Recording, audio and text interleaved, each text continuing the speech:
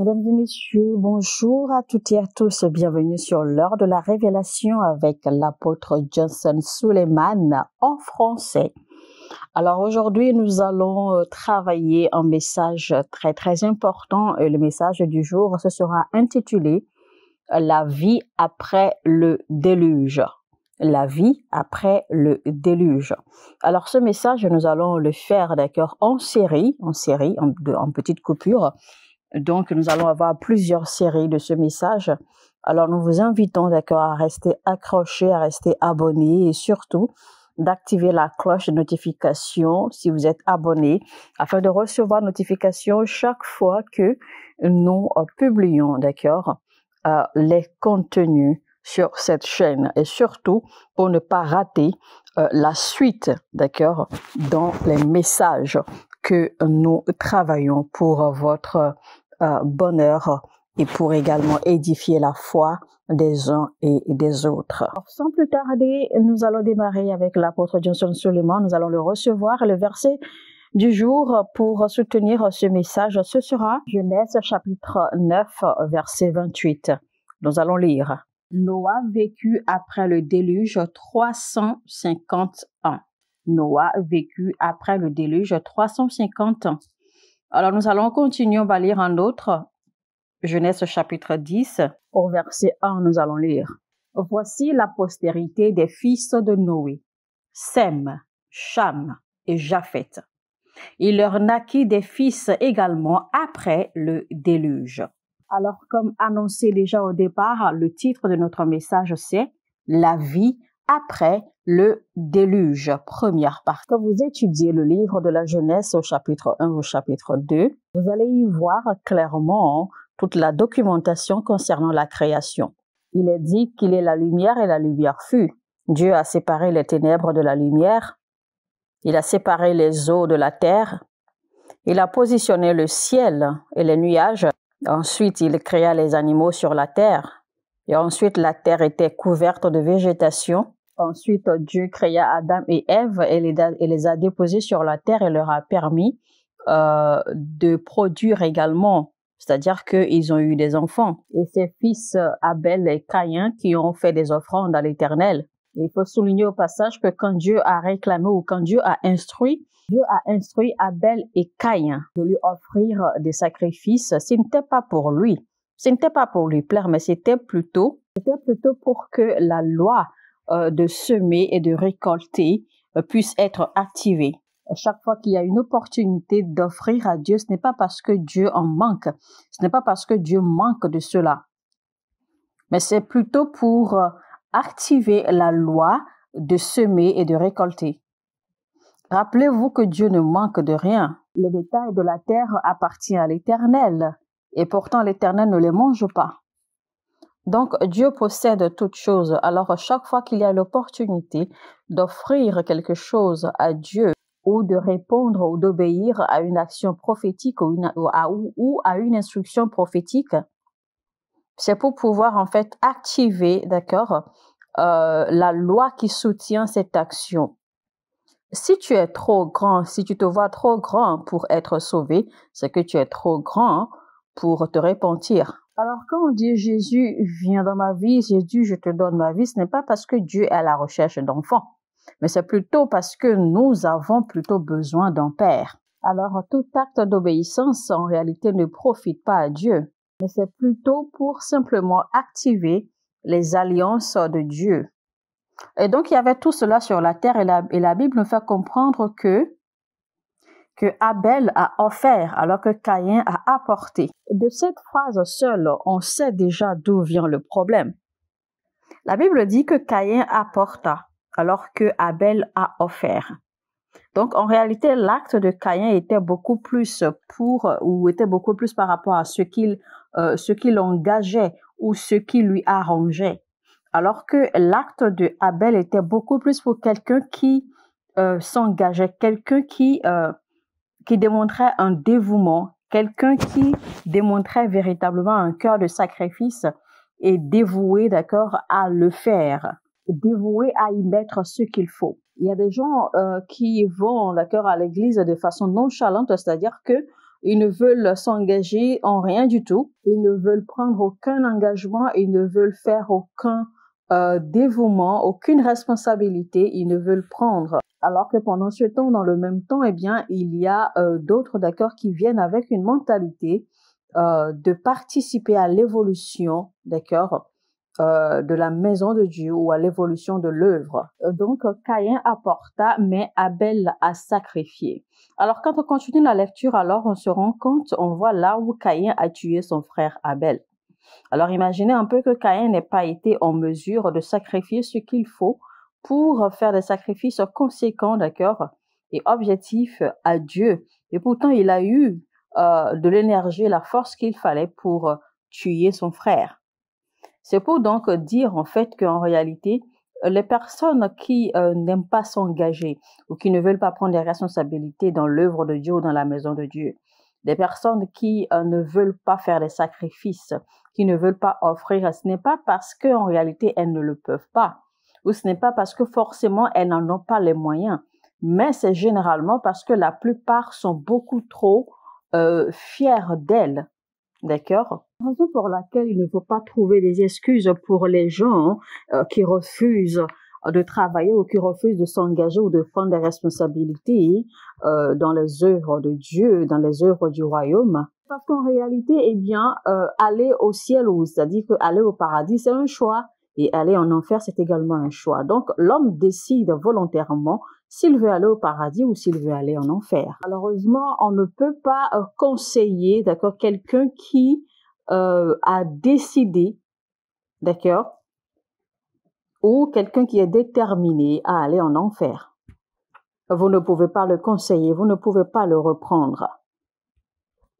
Alors, quand vous allez parcourir le chapitre 4, le chapitre 5, vous allez voir en fait que les hommes vivaient normalement sur la terre. Les hommes vivaient comme ils voulaient, d'accord? Donc, la vie suivait normalement son cours.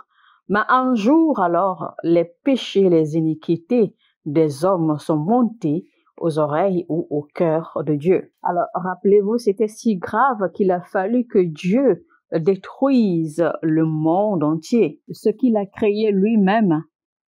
Tout ce que Dieu avait créé, eh bien, il a tout détruit en 40 jours. Alors que Dieu dit à Noé et à ses fils, avec vous, je reprendrai la création, ou avec vous, eh bien, je vais établir une nouvelle humanité. Alors, si à un moment, Dieu a décidé, d'accord, de détruire quelque chose qu'il a créé lui-même, quelque chose qu'il a institué, quelque chose qu'il a formé, qu'il a bâti lui-même, il a détruit complètement, il a banni complètement cette chose. C'est pour vous dire, premièrement, que rien ne dure éternellement. Parce qu'en fait, de cet acte de Dieu, eh bien, nous pouvons tirer quelques leçons. Et la première leçon à tirer de là, c'est que rien ne dure éternellement. Que ce soit la position que vous occupez, que ce soit un bureau, un poste que vous occupez, que ce soit un pouvoir que vous détenez, que ce soit de la popularité, etc., eh bien, rien dans la vie ne dure éternellement. Et la raison pour laquelle vous devez donner de la valeur aux gens, honorer les gens, respecter les gens, bien traiter les gens, chaque fois que vous avez le privilège donné par Dieu pour occuper une position dans la société, pour occuper un poste, pour avoir un pouvoir, pour avoir une clé, etc. C'est que, eh bien, ces positions ne vont pas durer éternellement, parce qu'il faut se rappeler que la position que vous occupez aujourd'hui, eh bien, quelqu'un a été là avant vous. Le poste que vous occupez aujourd'hui, quelqu'un l'a occupé avant vous et quelqu'un d'autre l'occupera après vous. Alors, ce qui fera la différence et qui va peut-être vous maintenir longtemps à ce poste ou dans cette position, eh bien, c'est la façon dont vous gérez ce poste ou cette position, d'accord, et la façon dont vous traitez les gens. Donc, peu importe le rang social que vous occupez, peu importe votre position ou votre poste, si l'on vous pointe, d'accord, dans la société, peu importe la classe, peu importe le niveau, eh bien, il faut que l'on garde quelque chose, il faut que l'on garde une bonne image de vous. Il faut que l'on ait une bonne image, c'est-à-dire que de votre réputation, de votre trace et tout cela. Donc, il faut que l'on puisse reconnaître cela et applaudir une bonne image de vous. La deuxième leçon à retenir donc du fait que Dieu est, ou du fait que Dieu soit venu à détruire le monde entier, ce qu'il a créé lui-même. Dieu dit à Noé, « Avec toi et tes fils, je remplirai la terre à nouveau. » Deuxième leçon à retenir, ne soyez jamais découragés au point de ne plus chercher à reprendre ou à recommencer. C'est-à-dire que ne perdez pas espoir.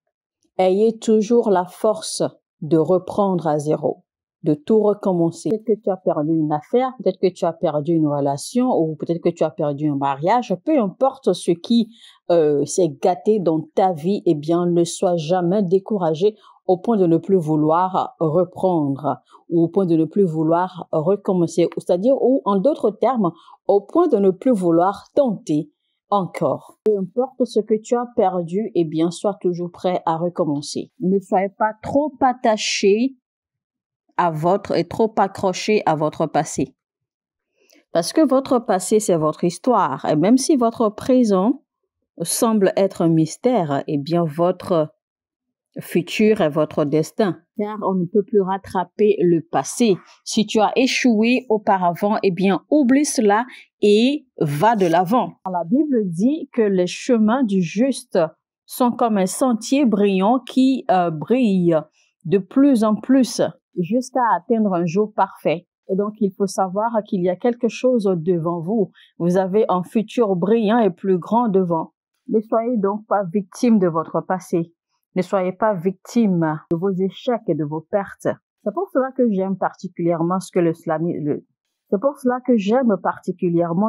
slamiste a dit. Il a dit de compter ses bénédictions et d'oublier ses pertes.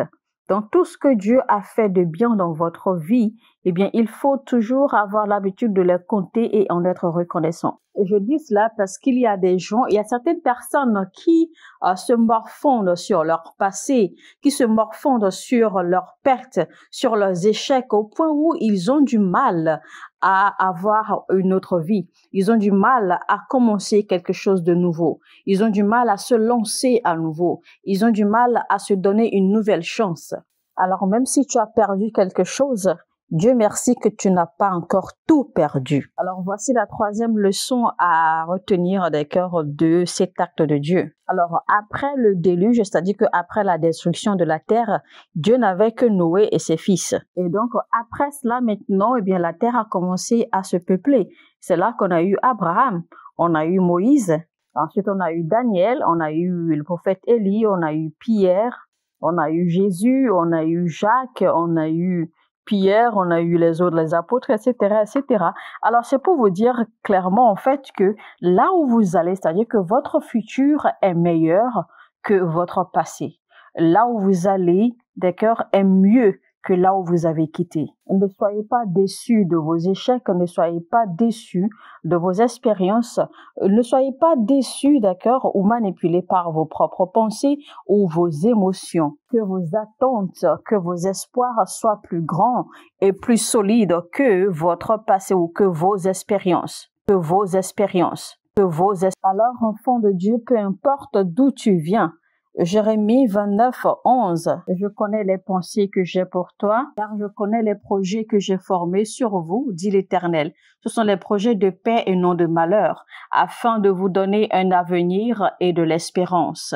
Dans Psaume 139, verset 17, que tes pensées, ô Dieu, me semblent impénétrables, que le nombre en est grand. Dieu a un plan pour ta vie. Je ne sais pas si tu as perdu un mariage. Je m'en fous si tu as perdu une affaire. Je m'en fous si tu as perdu un commerce. Je m'en fous si tu as perdu des opportunités. Je m'en fous de ce que tu as perdu dans le passé. Ton passé est ton histoire. Le présent pourrait être un mystère, mais ton futur est ton destin. Vous avez un futur devant vous. Paul a dit que je ne compte plus rien dans le passé. J'ai oublié le passé et je mets des efforts pour le futur. Et je vais de l'avant.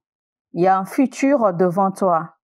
Ta grandeur n'est pas derrière toi, mais plutôt devant toi. Dans Genèse 26, 13, cet homme devint riche et il alla s'enrichissant de plus en plus jusqu'à ce qu'il devint fort riche. Ta grandeur est devant toi. Ta grandeur est devant toi. Et je peux vous assurer que le Seigneur va vous équiper et vous donner la force et la grâce qu'il faut pour entrer dans votre grandeur. Il vous montrera également par l'Esprit ce qu'il faut, la voie à suivre pour entrer dans votre grandeur. Alors partout où tu écoutes ce message, tu vas crier fort et tu vas répéter « Ma grandeur est devant moi ».